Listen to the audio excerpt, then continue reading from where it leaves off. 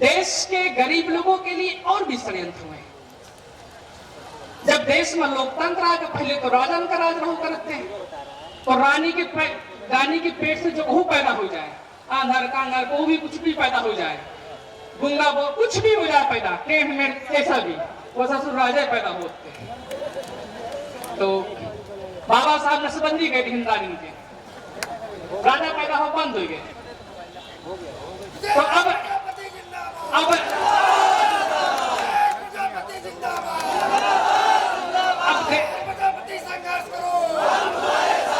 अब देश में रानियों के पेट से राजा नहीं पैदा होती है, वो नसबंदी हुई है।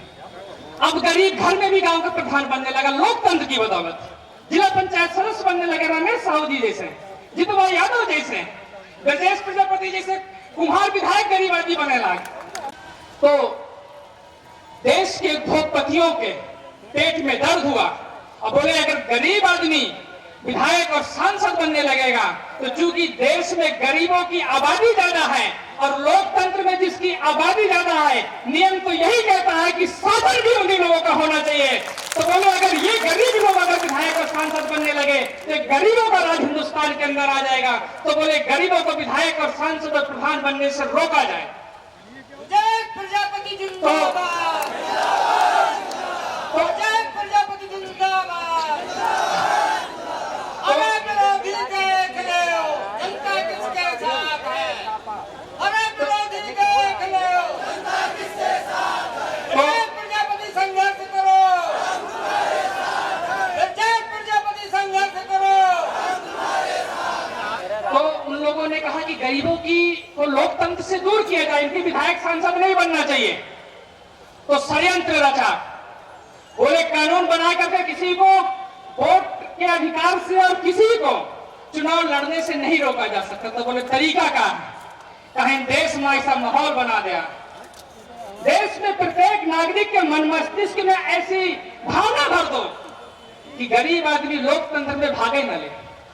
तो माहौल बना दिया और दुर्भाग्य है हम लोगों का, हम लोगों ने स्वीकार भी कर लिया।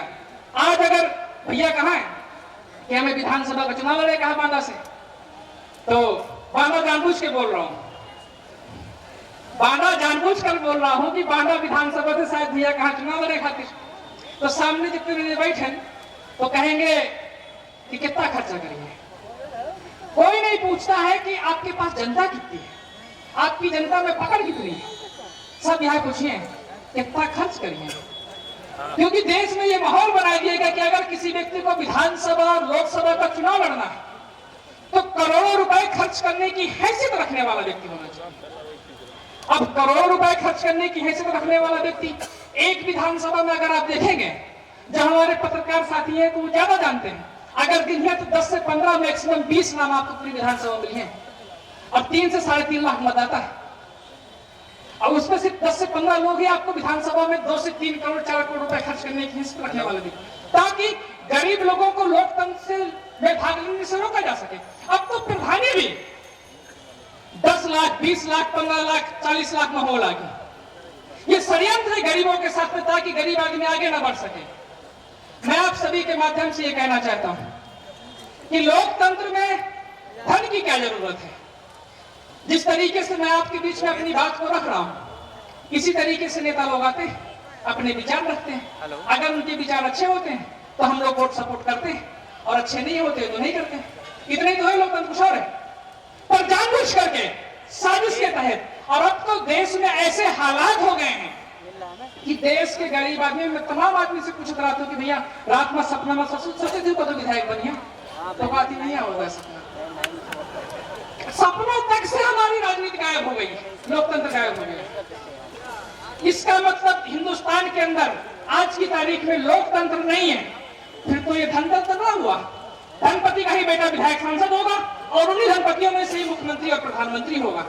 तो मैं आप सभी के माध्यम से ये बताना चाहता हूँ, हमने पूरे उत्तर प्रदेश में और देश के प्रत्येक इलाके में ये विशेष अभियान चला करके, ताकि सब हिंदुस्तान का जो सबसे गरीब नागरिक है, सबसे गरीब व्यक्ति है, वो भी न सिर्फ गांव का प्रधान बनने का सपना देख सके, न सिर्फ वो गांव वो क्षेत्र का विधायक बनने का सपना देख सके, न सिर्फ वो सांसद बनने का सपना देख सके, बल्कि वो हिंदुस्तान के प्रधानमंत्री बनने का सपना भी देख सके, और सपना सिर्फ देख ही ना सके बल्कि साकार भी कर सके।